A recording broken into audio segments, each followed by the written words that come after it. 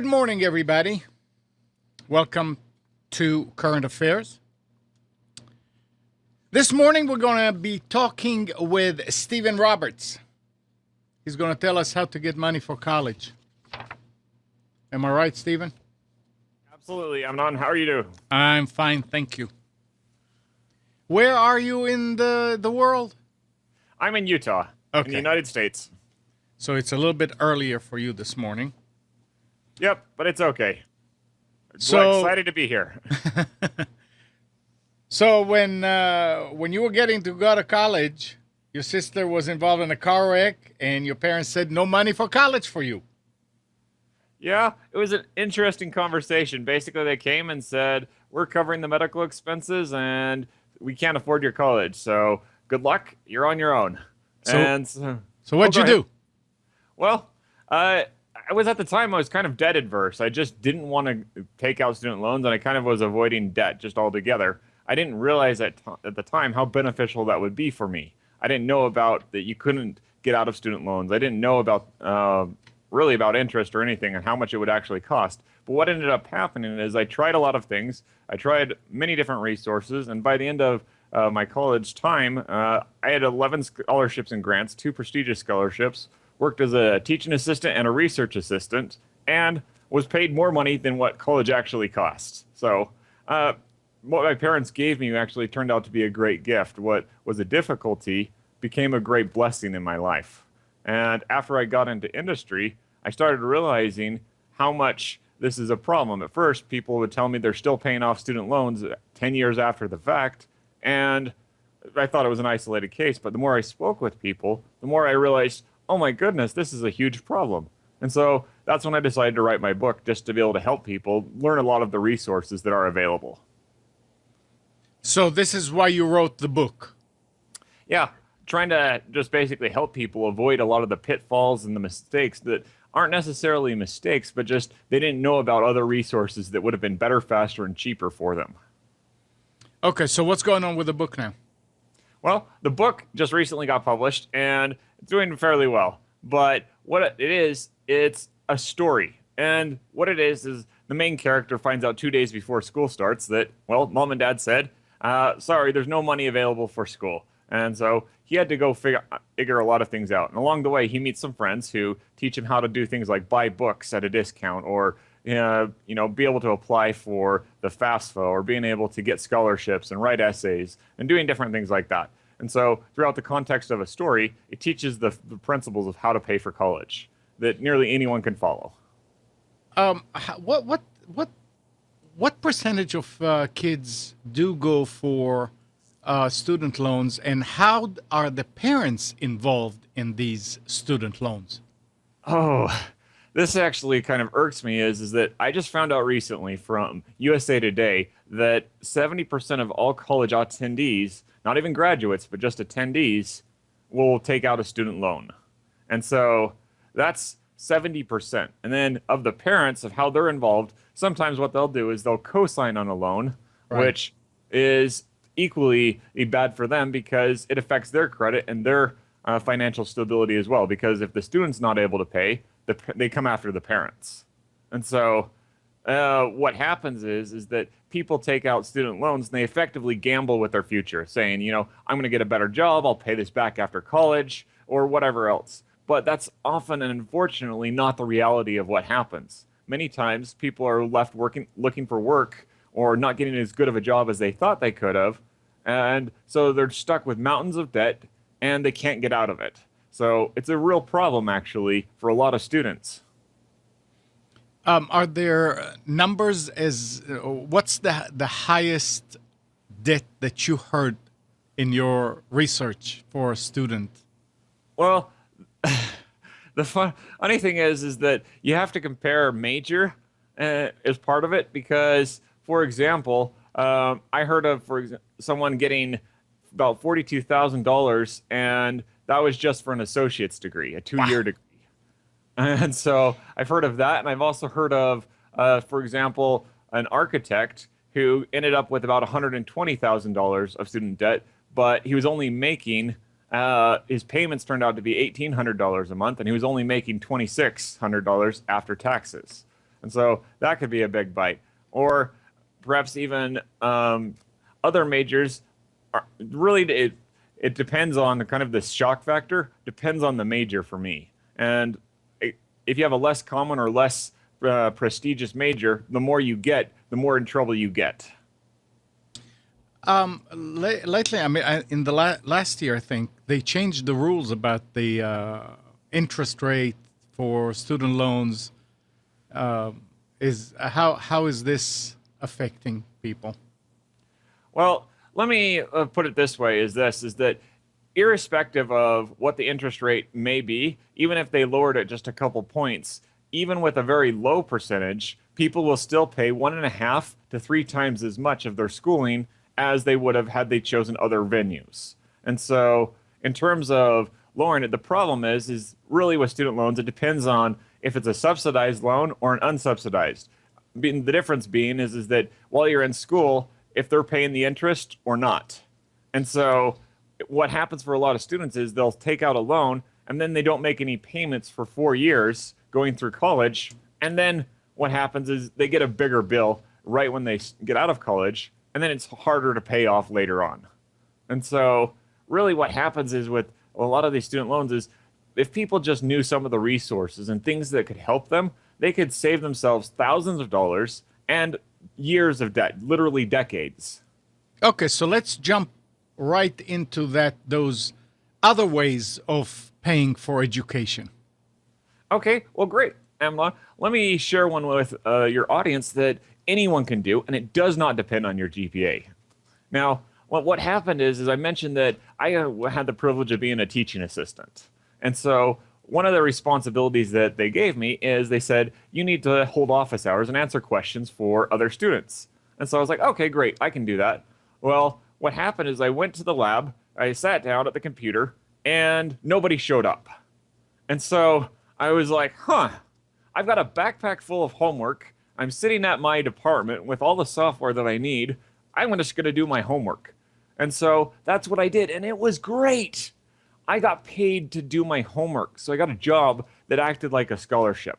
Now, compared to jobs compared to student loans, if you just get a job, it helps you out so many other ways. For example, it builds work experience to be able to put on your resume and make you more hireable for the future. It gives you cash for being able to put in effort for whatever job you're doing.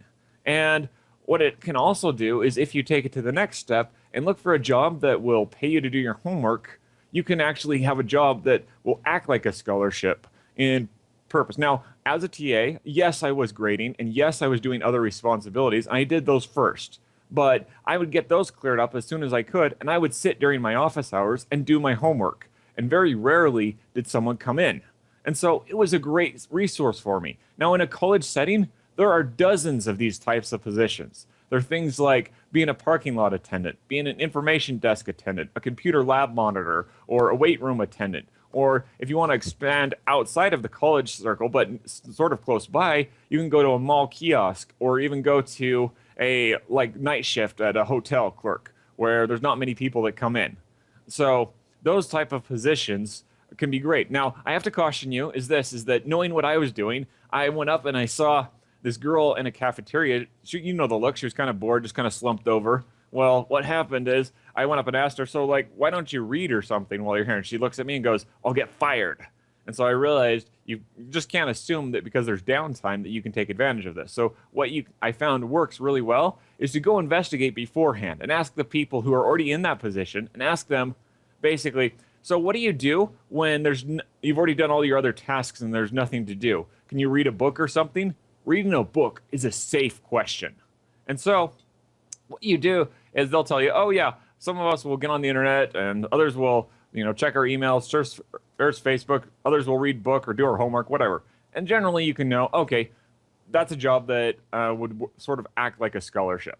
But even taking the time to just get a job and going to, paying up front for school, it saves you thousands of dollars of interest and 10 years or maybe even 20 years of student loan debt. So that's the first technique, as I recommend to people, is be willing to go get a job because you can't guarantee that you'll have a better income in the future. There's absolutely no guarantee. And so if you take out a student loan, you're literally gambling with your future. But some other resources for people is this is something that really surprised me is that people were really anxious to quote sign on the dotted line to be able to make it so that they could take out a student loan, but there's actually free resources that are available for people. One of those is going to www.fafsa.gov, FAFSA.gov. That stands for the Free Application for Federal Student Aid. So what it is this. It's a portal that can take you to various grants that are offered by the United States government to help out with education. Well, the most common of those is called the Pell Grants. The Pell Grant will offer money based on whether you're half-time, three-quarters, or full-time student to you to be able to help you pay for your schooling. And this will give you thousands of dollars a year that basically you just have to answer a couple questions about your income, your parents' income, and your status in life. It's not that hard, truthfully. And what happens? It's administered by the school and you'll get a check. So it works out really well for a lot of students. Now, what happens is people will say, oh, I may not qualify or something. Well, I always still recommend to apply anyway. And here's why. Is I was teaching at a high school and a teacher asked me if they could interrupt for a moment. And they said, okay. And so they said, my daughter accidentally put an extra zero on my income. So in other words, 10 times the amount of income I was making. Well, what happened is she still got money and it was more than what she had anticipated. Well, when she corrected it, she actually had to pay some back. Go figure. So that's part of it. But even if you weren't to get any money, here's why you should still apply for the FAFSA. Is a lot of scholarships require you to do this anyway. So you might as well do it up front and be able to get it over with so that you can open yourself up to a lot more scholarships and available resources. So those are two resources that work out really well. Now, another one that isn't as commonly known is what's called an individual development account. Now, what this is, it's a pool of community resources from businesses and banks and other things. And what they do is they put together some funds to help people gain assets. You can use an individual development account for three things. One, being able to pay for a college education. Two, make a down payment for your first home. Or three, start a business. And so what will happen is this, is that you'll go and attend some free financial classes that they'll provide and help you to become more financially aware of how money works and how different things happen. But what will happen is this, is each state and each area has a different sort of tweak on the plan. Some people what they'll do is they'll help you to save your money. And so they'll establish an account with you. But some groups, they'll give you dollar for dollar. I haven't seen anything less than dollar for dollar yet. But and then up to $3 per dollar. So in other words, you put in $1, they'll match it with $3. So it turns out to be a really good deal. And so in the case of, like, for example, in Utah, you can get a 3-to-1 match.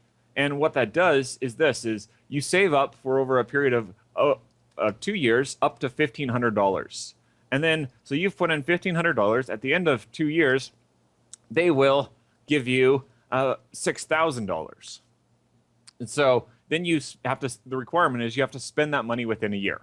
Now, in that amount of time, could you use it for tuition? Yes. Or could you perhaps even, if you're done with college, buy a house? Yes. Or start a business? Yes. It just opens you up to a bunch of options that are available. It's not necessarily dependent on your GPA. It's just dependent on your ability to save some money and establish a plan and keep track of your progress using their program. So that's something that works out really well for a lot of students. Now, in terms of some other resources that are available, let's say that you're not able to get one of those jobs I talked about where you can get paid to do your homework. It's just not available. For whatever reason, you're not able to find one, or they're already all filled, or whatever. There's another resource that works out really well, and that's this, is go ask your boss for help with tuition. What happens is the IRS allows employers to write off tax as a tax exemption for the company, allows them to write off the tuition up to $5,250 per employee without having it to count towards income towards that employee, and it's a write-off for the company. The company can also go higher than that as a greater tax deduction. At that point, though, it can be counted as income for the employee. So just a what you would do is you'd go to your boss and go, boss, guess what? I found a way for the company to save money on taxes. And the boss will go, oh, really? What's that? And you explain the fact that the IRS allows people to write off, the companies to write off expenses for employees' tuition expenses and also books, if the company so desires. And so they can write off as a tax write-off that money. Now, I know of over 60 companies that will do this for their employees, make it available. I also have heard of companies that will do that for the children of their employees. So go and ask specifically for what's called tuition assistance or tuition reimbursement. The company can decide how they do it, but it's basically this: is what'll happen is you go and meet the company requirements, which I'll explain in a moment, but then they will provide you either tuition assistance, meaning it's upfront before the semester, or tuition reimbursement comes after the semester. Now, what'll happen is that from what I've seen most commonly is companies will put some requirements on it. And the requirements are these: that typically you have to work, say, 20 hours a week. And also that you have to pass the class with like a C or better, a 2.0 or better. And then you have to stay with the company for 6 months to 2 years thereafter, just to make sure the company gets an investment. But let's pretend for a moment that something happened and you had to pay the money back. One of those three conditions changed and you had to pay the money back. It's still better than a student loan, and I'll explain why. What happens is while you're in school, you're not paying any interest. And second is the company may prorate it depending upon how much time is left, for example. If you had only, say, 6 months left, they may prorate it, and so you won't have to pay back the full amount. But last is that even if you did have to pay it back, they only ask for the principal back, generally speaking, and not interest. So you got an interest-free loan without having to pay, any origination fees. But lastly is it's not a student loan. So if you even have dire straits came and you couldn't pay for school, what would happen is you could still get out of that obligation and work with the company and if needed, bankruptcy attorneys as needed. But it still is better than student loan. That's the worst case scenario. The best case scenario is you can get part or all of your schooling paid for by your employer. And so that is a great resource for people to be able to just get help. It helps the company because they're able to show goodwill and help out an employee, creating loyalty, but it also helps the community. And so it's a win for them because they also can write it off for their taxes. So that's something that a lot of people don't know and don't take advantage of. Interesting. Let me just mention here that our number is 919-518-9773, or you can call in with Skype at Computers 2K Voice. And those people that are watching and did not log into the chat, please log into the chat so you can communicate. Otherwise, you cannot communicate. So this will be nice when you work for a company that can actually afford to help you with tuition. When you're saying that kids with lower GPA can even get into that, that's through the employer because the employer can give the money. But what about getting into college with how does that affect getting into being accepted into college with a lower GPA? Okay, a lower GPA, getting into college. Okay, let me back up just a little bit and tell you some resources that are still available in terms of getting into college. Now, this is actually something that I did. Is a lot of universities or private schools or anything similar. What is happening is this. Hold on, I've got a. Oops. All right, Stephen has a little bit of problem with the internet. He'll be right back. This is very interesting. I mean, a lot of us don't know that we can do so much for to get into college or to get our kids into college. We think that we can't pay and things like that. But here's Stephen back. Sorry about that. That's okay. That happens. That's in any case. I've killed the phone, so it won't, no more interruptions now. But I apologize. And so what happens is this: is you can actually apply for a community college, for example. Now, what'll happen is this works for both people with higher GPAs and lower GPAs. Is they don't have as high or as stringent of results of requirements to get in. So that's a great option for people who have lower GPAs and or may not have the funds available to go to a private or higher institution of learning, such as a university. Now, what'll happen is you can actually apply for, get a lot of your credits done through the community college, and then show progress, being able to get into different resources and different things. After showing progress, you can apply for what's called a transfer student. And a transfer student, what happens is that you need to work with both the university you want to go to or and the community college where you're going. And so what you can do is go apply and work at the community college. But then what I tell people to do is before you leave, wrap up everything into a degree, such as an associate's degree with, say, general studies, where you can put just about any credits that you can think of into that, and they'll wrap up just nicely. Now, why you want to do that is when you transfer, if you just transfer without the degree, the university may not accept all of your credits, and you'd have to kind of backtrack. But when you put them into a degree from an accredited university, what they're able to do is they're able to put them in and assign them to something, even if it's just general credits. And so you don't lose any of your credits, and which will help you move towards graduation. So that's a great thing as well. But this is something that someone can do with a higher GPA or lower GPA, depending upon your circumstances, but it does turn out to be cheaper. Now, in terms of being able to get into college with a lower GPA, what you'll have to do is you can perhaps apply for their correspondence schools or their online schools, or being able to you'll still be considered a student, but you may not be in the traditional student route. And then after showing academic progress, you can still get into the higher program. So there still are options available. But even if you were to go with the online options, many of the courses are pre-recorded from the same instructors you would get from going to the regular school anyway. So that's a great option. And you'll have a community of resources to be able to take it at your own pace and at your own time. So they don't exclude you per se in terms of being able to go to the school, but it just in how you go to the school.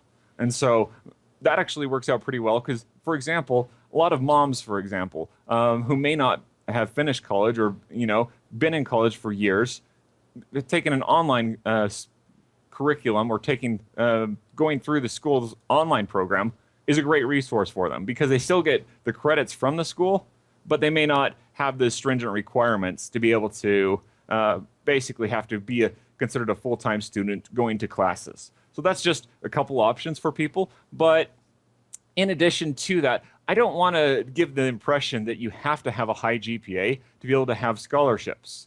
And what I mean is that I teach there are 3 different kinds of scholarships.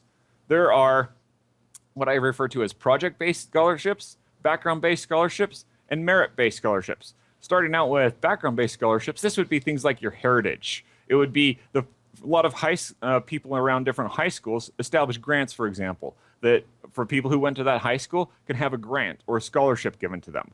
Or a background-based scholarship can also be things like the part of the country you grew up in, your ethnicity, your religion to some extent, or a variety of other things. And so what happens is that this is something you don't actively do. It's something more that you're born into or that life circumstances happened upon you.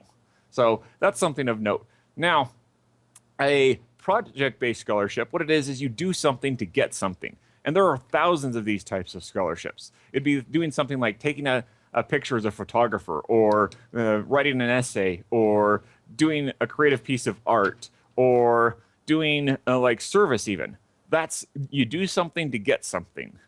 Now, the third kind I refer to as a merit-based scholarship. And the merit-based scholarship, what it is you can have, it's sort of like a project-based scholarship, but they take a lot more time and they're a little bit more competitive. And what I mean is, for example, I've never met anyone who's never showed up at a piano recital, never played the piano before, show up at the recital, and sit down, play a beautiful piece and complex piece of music, and win the recital. Never seen that happen. Generally, to get to a proficient state as a musician, it takes years to do that. And so that's the similar to what has to happen with a merit-based scholarship, is that it takes time. Same thing with a high GPA. Or one of the cooler ones that I had thought, heard of recently is a young man, he raised a show cow, and he auctioned it off at a scholarship auction for $250,000. He had the best cow, thereby he won. And so that's kind of what happens. And so once you know the type of scholarship that it is, you can focus in on it and it'll help you out immensely.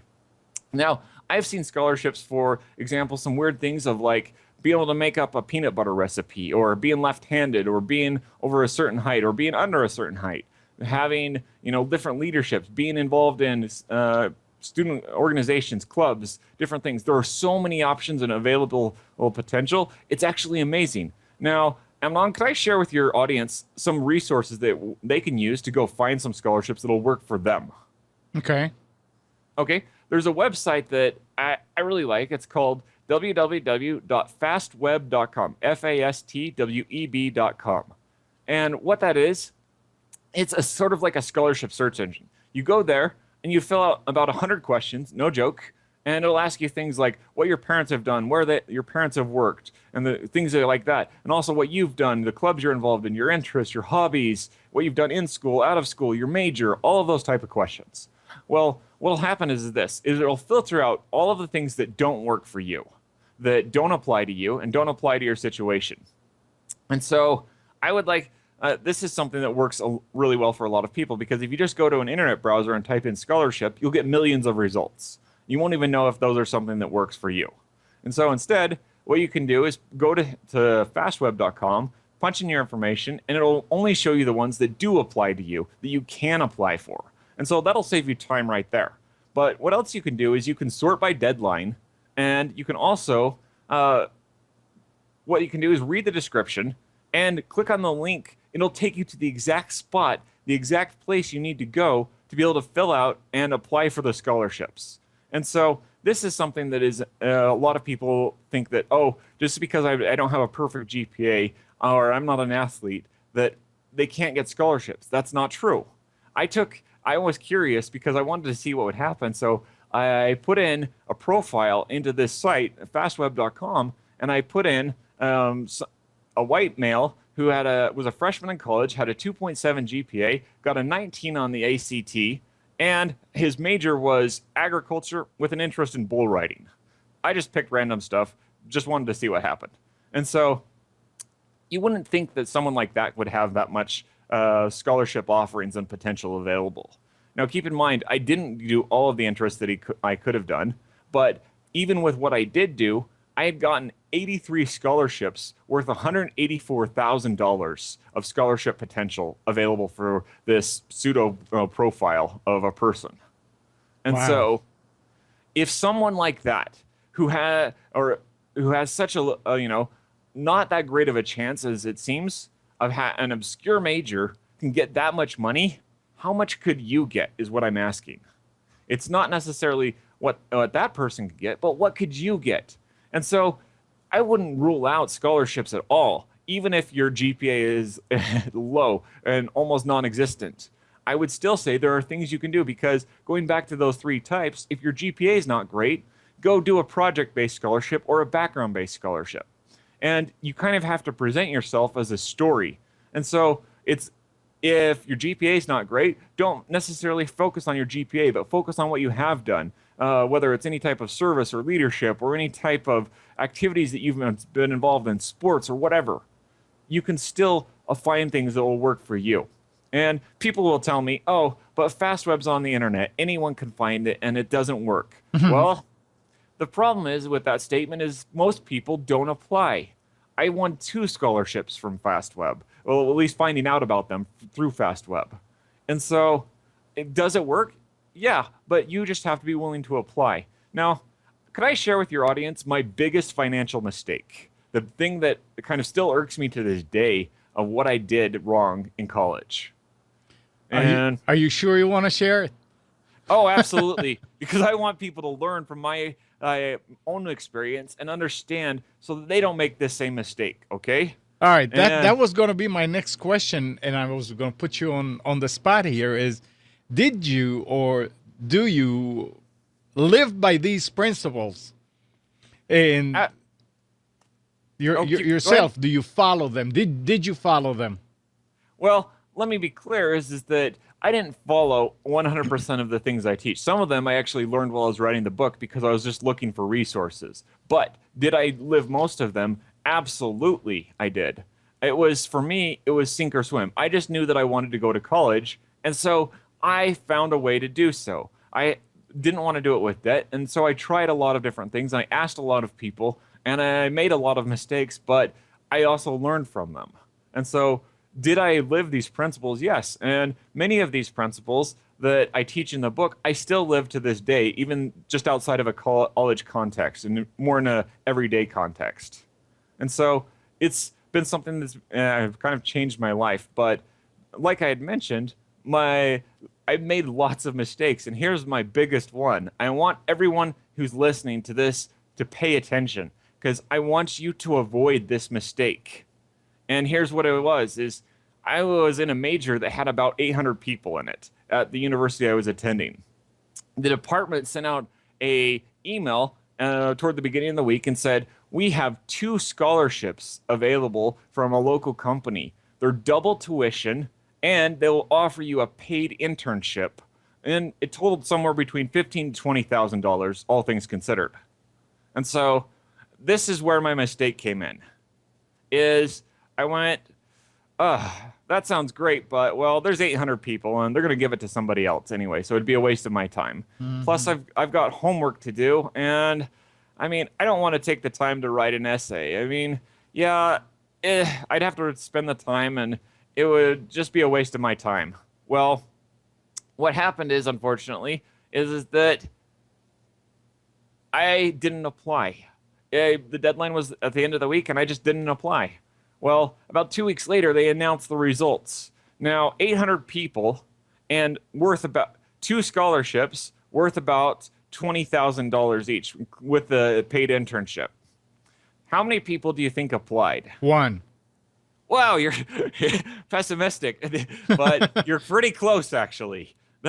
I've had people tell me, oh, 100, 200, and that's kind of what I was thinking. But the answer was 3.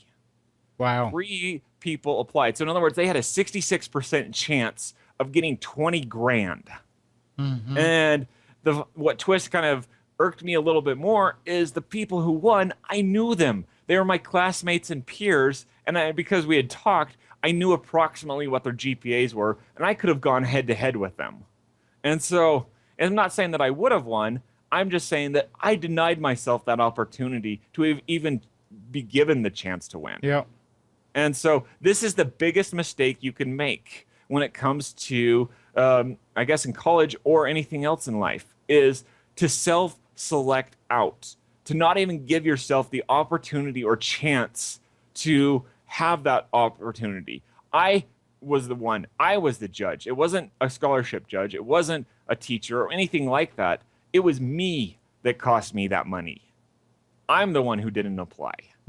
And so when you stop and think about it, whether it be applying for FAFSA or applying for scholarships or applying for grants or going and getting a job or going for that interview or that being able to get that internship, whatever it may be, if you don't apply, you don't get it. It's kind of like flying standby. If there's a seat available that will work for you, and you've mentioned you want to go standby, they'll give it to you. But if you don't at least say, I want to go, they won't give it to you, even if there is one that would work for you.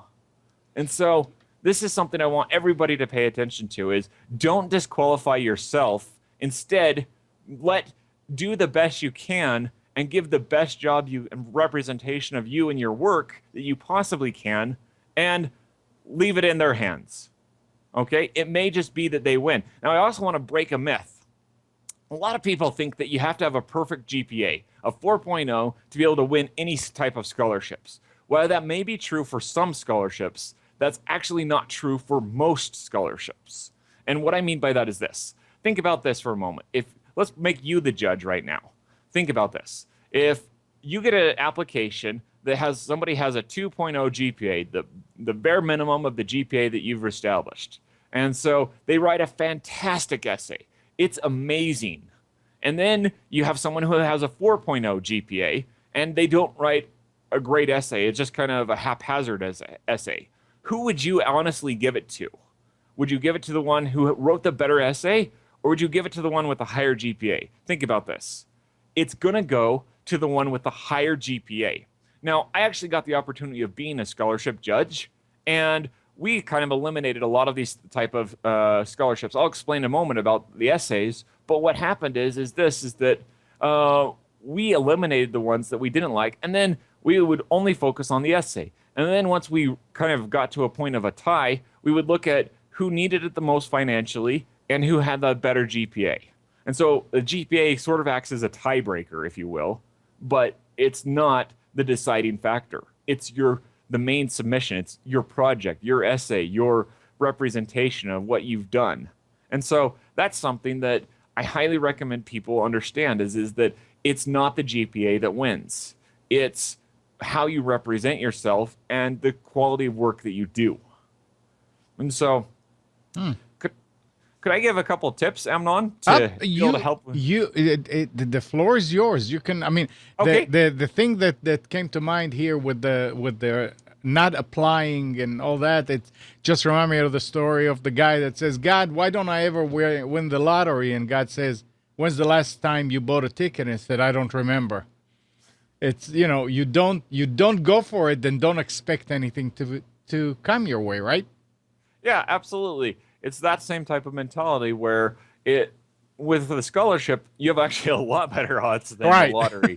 But in any case, like in my example, they had a 66% chance of getting 20 grand. Mm-hmm. But in any case, what I would like to recommend to people is here are some steps that you can do to basically improve your essays. Now, what happened is I discovered there's actually a formula that works really well for being able to write an essay. And what it is every point that you make, you need to address it in these terms. It's problem plus solution equals results told as a story. Problem plus solution equals results told as a story.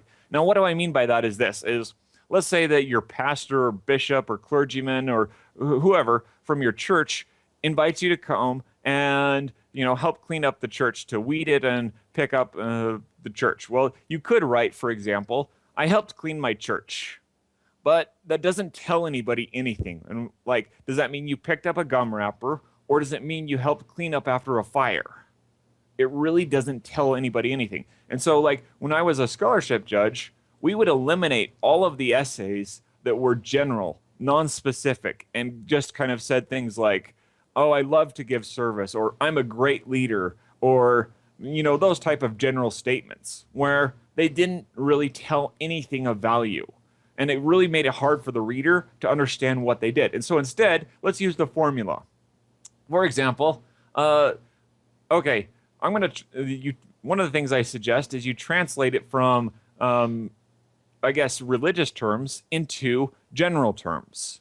And this is the reason why I'm using the religious example, because I don't want people to discredit other experiences they have.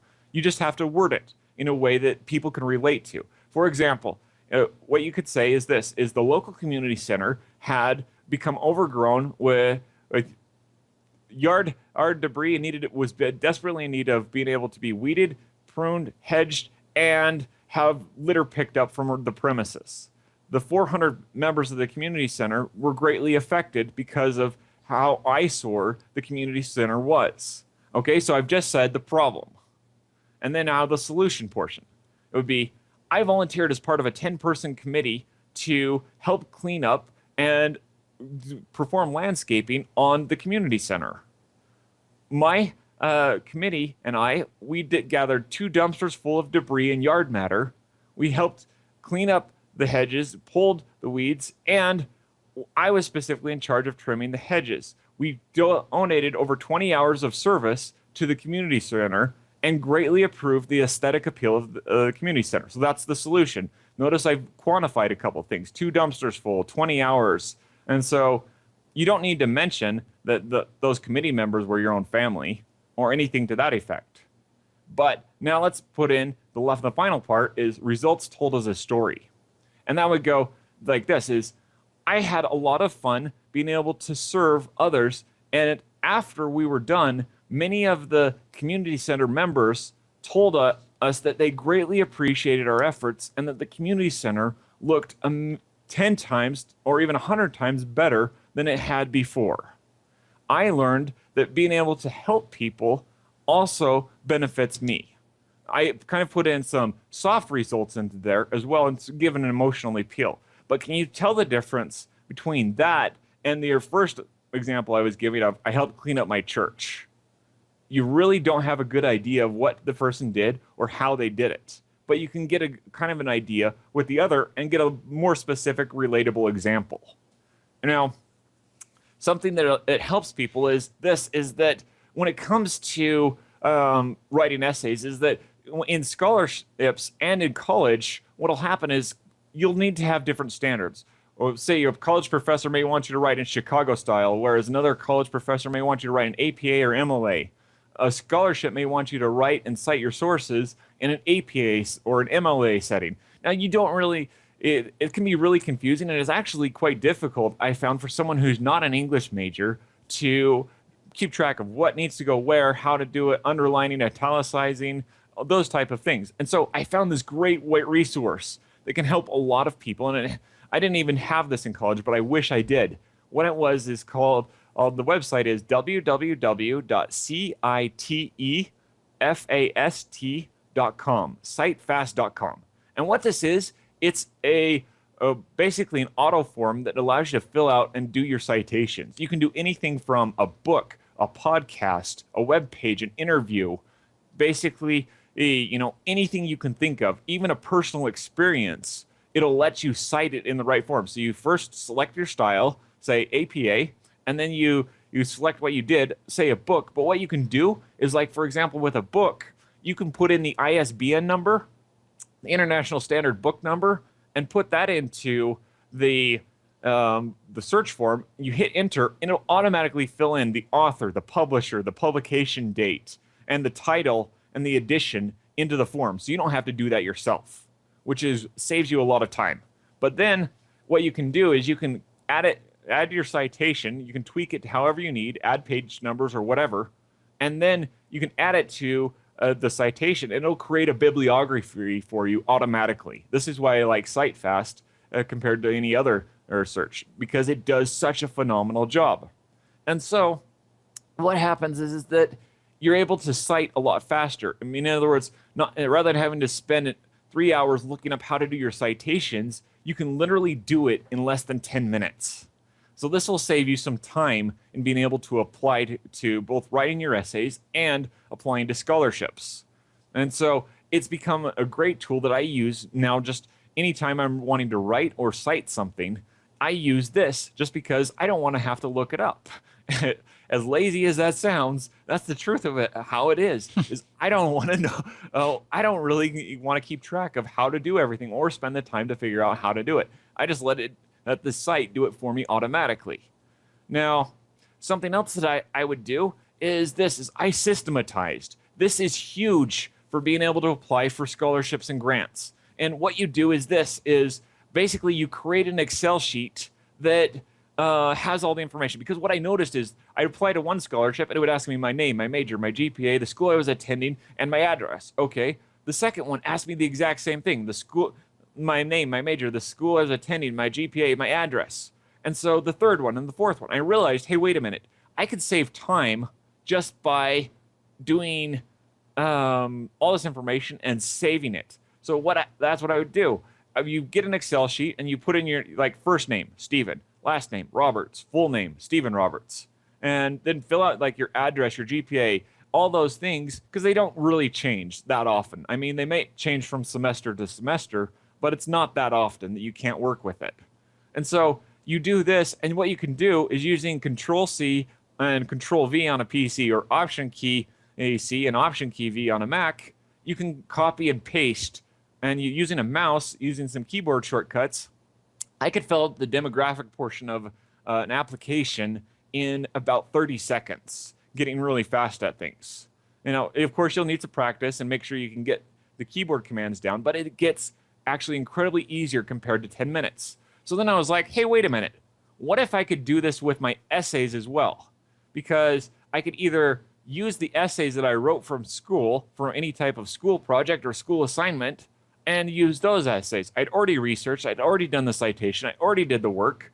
Why not get paid for it and use it as an essay? So I would do that from time to time. Also, what you can do is this, is you can pre-write your essays, because most scholarships will ask you 2 questions. And you'll want to think of 2 examples, 2 or 3 examples for each of these questions. But the questions are, explain a time when you've shown leadership, or explain a time when you've given service.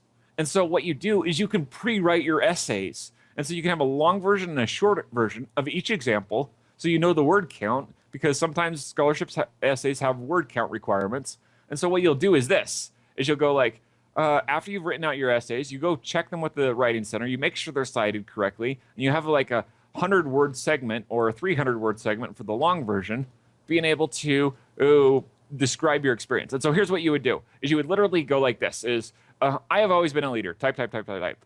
For example, type, type, type, and then copy, paste, put in your example, and then go, as another example, copy your second example, put that one in, and then write up a conclusion and go, you know, whatever you want to say, and then you're done. It takes you, rather than having to spend, 20 hours applying to a scholarship, you can perhaps do it in 2, which will speed you up immensely.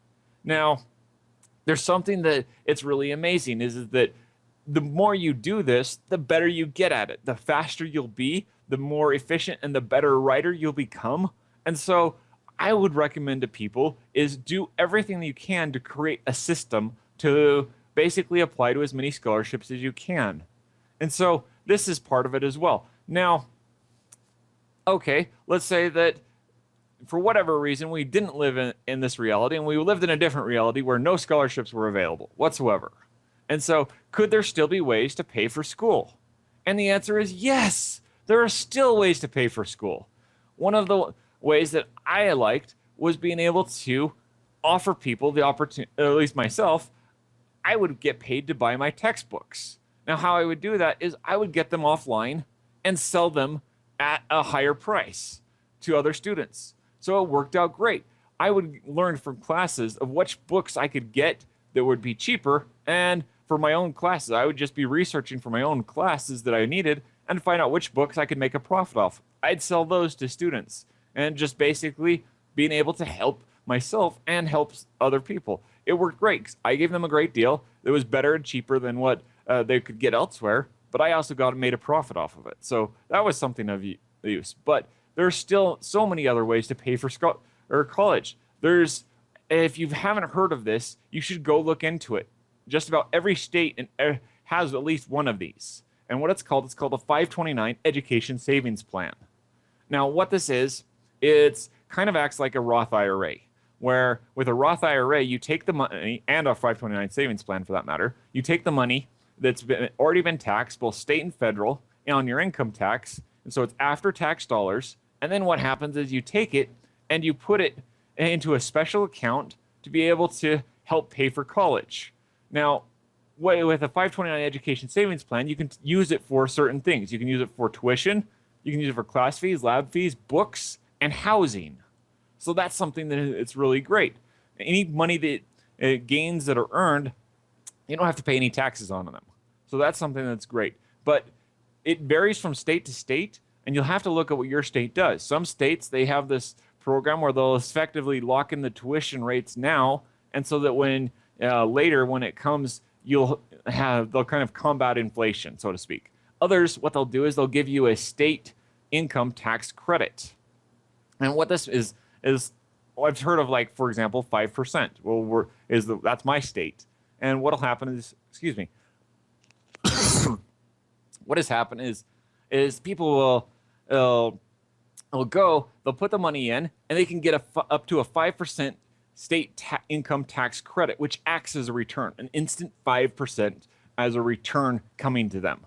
And so, this effectively, what you can do is rather than going and paying the tuition office directly, you can literally go pay your own 529 education savings account and then pay from there, and you'll get an instant 5%. So again, check with your state's plans. And some states, they have multiple types of these plans, but you can look at the different things, speak with a fund manager, and ask them kind of tell them where you're at, whether you're before you're in college or you're in college, and ask them what resources are available. And if you're going to go to school out of state, you can check your home states and also the school that you're going to be going to. So just as an FYI. And so this is something that works out amazingly well for people just in terms of being able to get a discount or save on the gains, so not having to pay taxes. But you can do this, and it doesn't require you to have a GPA. You can do it for basically any college or any university or trade school. It just, it needs to basically be an accredited program, and you can use it for those funds. So, Okay. Let's get back to the book. Why did you write the book as a story instead of fact? Well, the thing about it is this, is that I found that when listening to people, I actually remembered a lot more of the stories that they would tell, of the things that they would say, and it would kind of help me learn indirectly just from the story. And so I wrote the book as a story because I didn't want it to be a rote list of things to do. But what I did do is at the end of each chapter, it has a list of do this and don't do this. But the understanding the why and some of the hows are located within the context of the story. And so here's what happens is that I actually presented this to my book, Winning the Money Game in College, to different high school students and college students, just because I was curious. I did dozens of them beforehand. I wanted to see, is this helpful? Did you kind of learn the points I was wanting to teach? And they told me, after the fact, they told me, I thought this was going to have to be a book I would have to struggle through. This would be a book that, was going to be dry and boring, and it would just be something that I would kind of dismiss. But it was amazing because I got to listen to the story. I got to learn as from the character. I got to learn that just by reading the story, I learned what to do and what I needed to do. And it was amazing because this is what's something I wanted to happen is I didn't want people to walk away with just like a list of things to do. I wanted them to know the why. I wanted them to know what happens when they follow the advice and what happens when they don't. I want them to know how to apply. I want them to know kind of the resources to look for, but also why they matter and how they applied to them. And so this is why I did it as a story, is to be able to help people to see sort of the cause and the effect relationship of being able to work with and pay for school. There are dozens, literally dozens of resources that do not depend on your GPA and that you can use to be able to help you pay for school. And so it really comes down to is how much are you going to apply yourself to be able to get them? Because if you just take the traditional route of going with student loans, here's what'll happen is you'll end up living paycheck to paycheck. You'll have debt hanging over your head, which may prevent you from being able to get a house or lower your credit score. And it'll just detract from the quality of your life where you could be spending your money doing something else.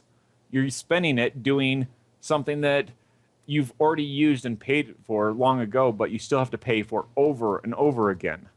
And just as a side note, Amnon, Yeah. something else that in my book is it wasn't just about college in the fact of how to pay for college, but I wanted to also teach people how to prevent debt and because I found that a lot of college students are walking out not just with student loans, but with thousands of dollars of credit card debt that have happened over the course of college. And so I teach people how to get the things that they want without having to put themselves into debt by creating simple plans and goals for themselves to be able to accomplish their desires of what they're looking for, but do it in a way that is structured and smart, as opposed to just going out and putting and charging on a credit card.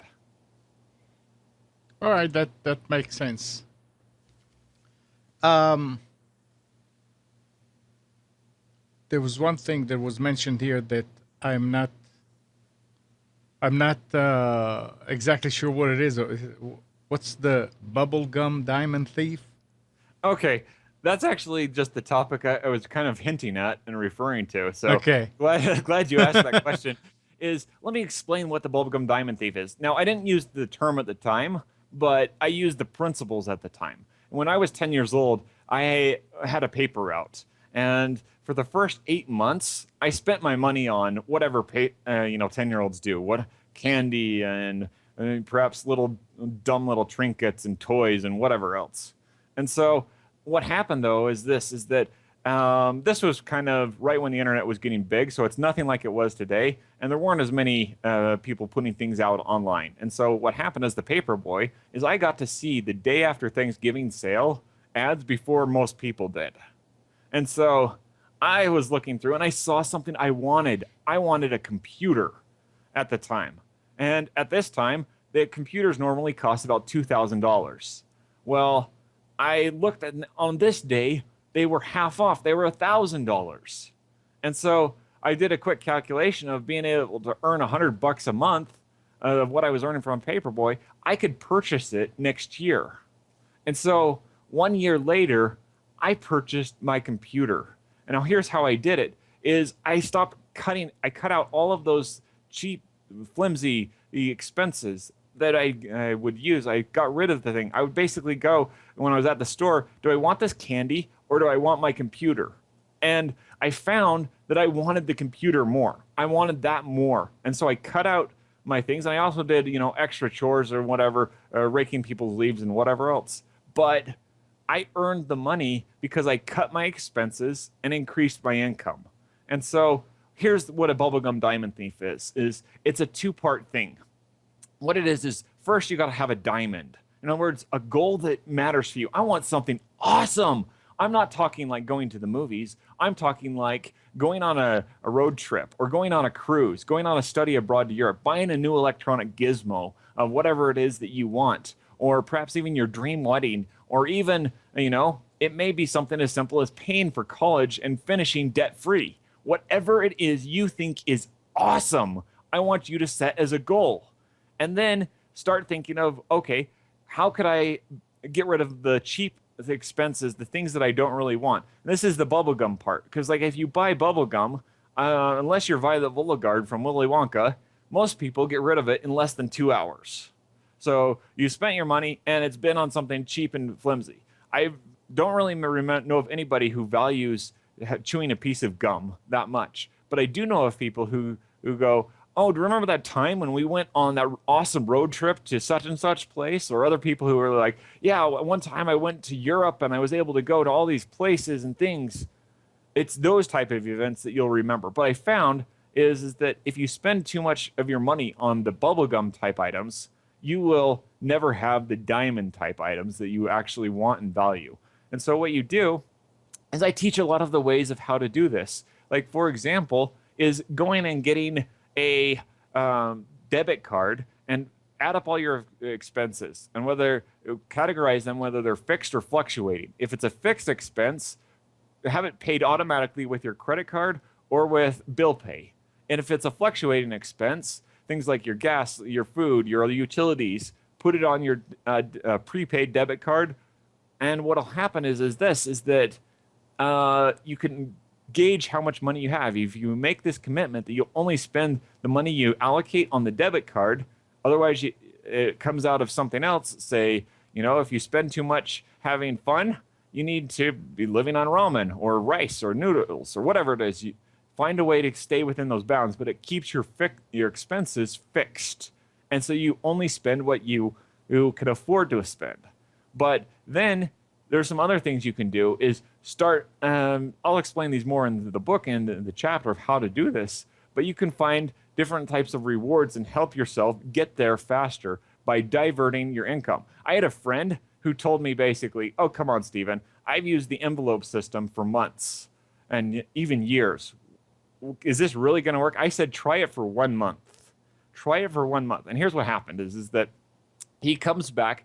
Before he was telling me he couldn't save any money and he didn't have it. He came back and he told me that just by implementing this one technique, he saved about $300 per month.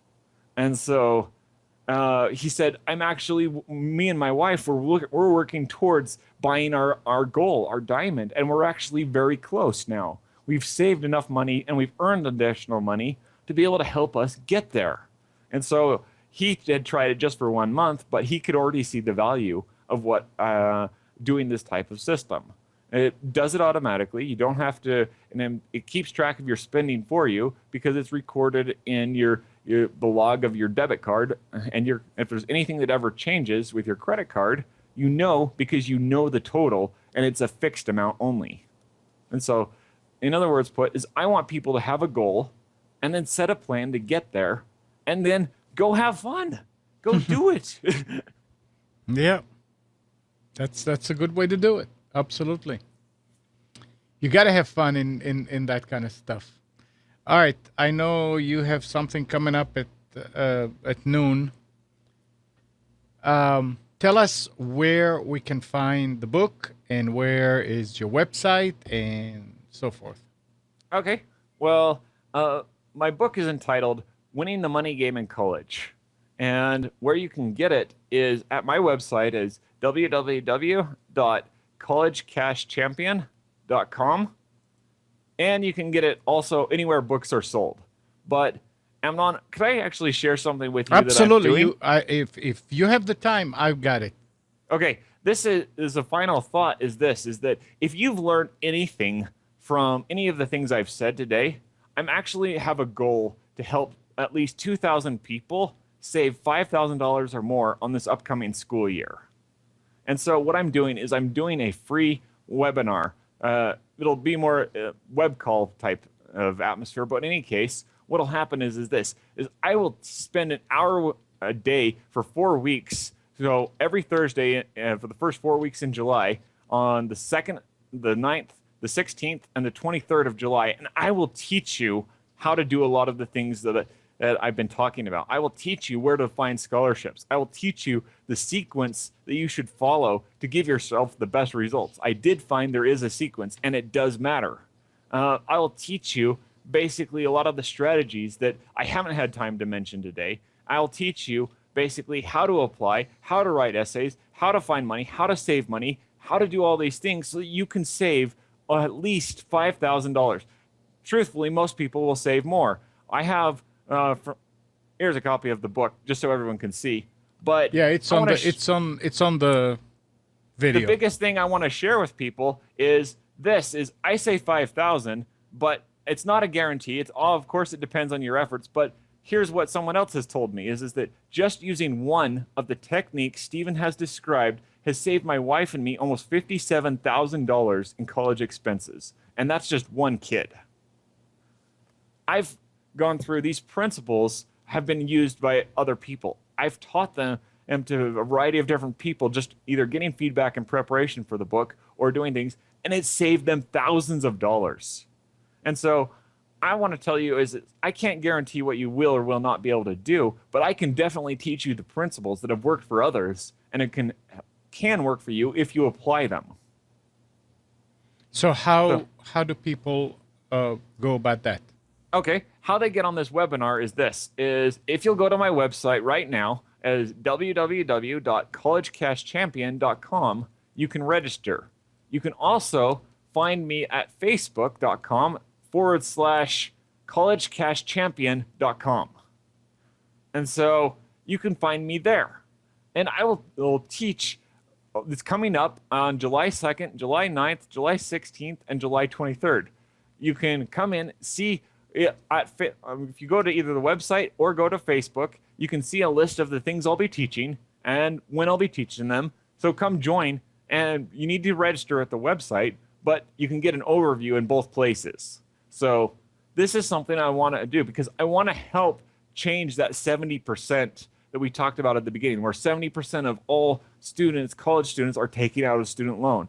I want to change the fact that the average amount of student loan debt is $30,000 plus about $5,000 of credit card debt. I want to change that.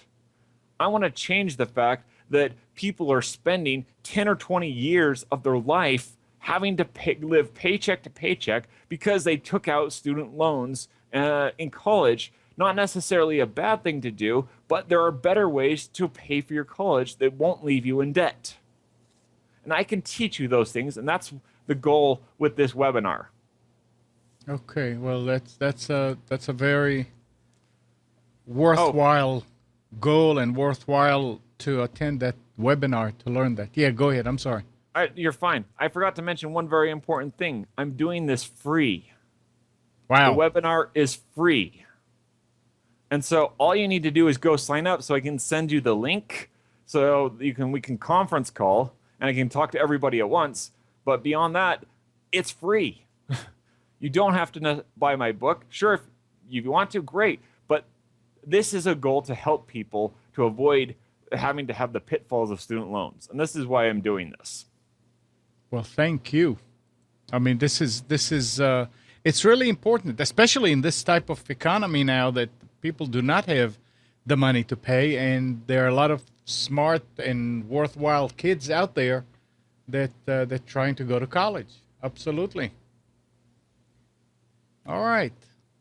Anything else that you wanted to add?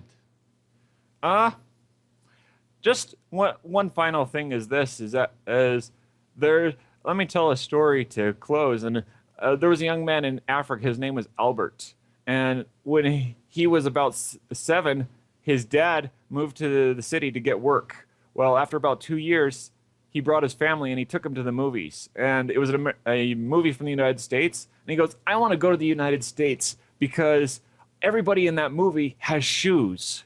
And so I want to go there. So he started learning everything he could about the United States. And what happened is that his friends started making fun of him because he said, I'm going to go to the United States. I'm going to be there. And then they started going, Mr. USA, when are you going? Mr. USA, hey, have you got your plane ticket yet? Well, that type of thing. He went to a library that was about 7 miles away, and he found a book that listed every single college and university in the United States. And so he started writing them one by one. He wrote to the A's, the B's, the C's, the D's. Now, here's what happened is that he had done about 300 letters and got rejected by all of them or just didn't hear back.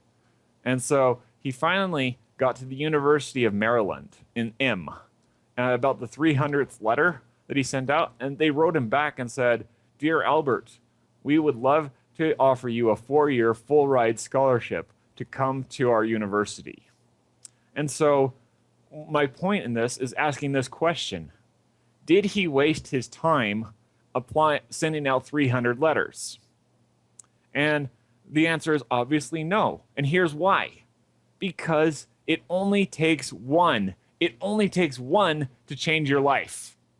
Right. And so it's not like he could have just gone with the University of Maryland and go, that one. What happened is, as he wrote and as he did it, he got better. And so it's because he put in all that time, all that prep work, that he was able to finally get to the point where he could write English well enough that people wanted to give him that scholarship after hearing his story. And so this is what I want to tell your listeners is there are resources and means available for you. And you know what? This is something that surprised me. When I got out of a very prestigious scholarship, just because I had applied for it, that's a moment when you fall down on your knees. You just want to thank God for everything that he did because it changes your life. That's what I am trying to go after and help the people so they don't have to learn from and make the same mistakes that I made, but they can learn from some of what I've been able to gather and then also some of what I've learned since to help them pay for their schooling. Good. Good. That's a good story too. Yeah. Okay. Well, it's been a little bit over an hour, and I hope you still have time to do what you need to do today that didn't eat into your other activities. I know that you offered to give something for the audience that's listening. I can add it later on unless you want to. Oh, it's what we had described before. For the audience, is I'm making the free webinar Okay. is available. And so with that, those people who register, they'll get the resources and be able to be emailed a lot of the things that we've talked about today.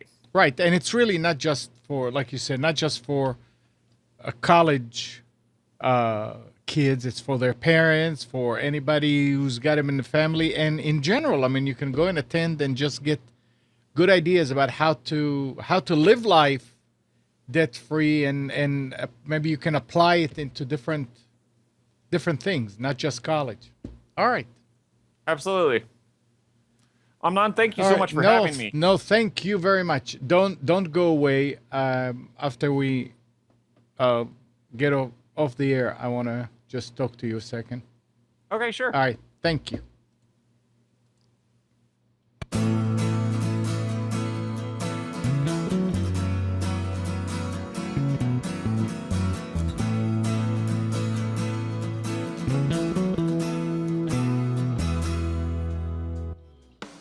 You are tuned to the Nissan Communications Network. Our weekly lineup of call-in programs includes Computers 2K Now with Amnon Nissan, Health In with Debbie Bruck, Breaking Free with Marilyn Shannon, Lessons of Vietnam with NCBVI members, The Tanya Love Show, Your Healthy Pet with Gisela DiCarlo. And if you tuned in too late, you can always watch each program in its entirety or download an MP3 audio file of it at www.nissancommunications.com. Sponsored by Atomus.com, makers of quality video recorders and converters for professionals, CarolinaApparel.com, and DeltaForce.net.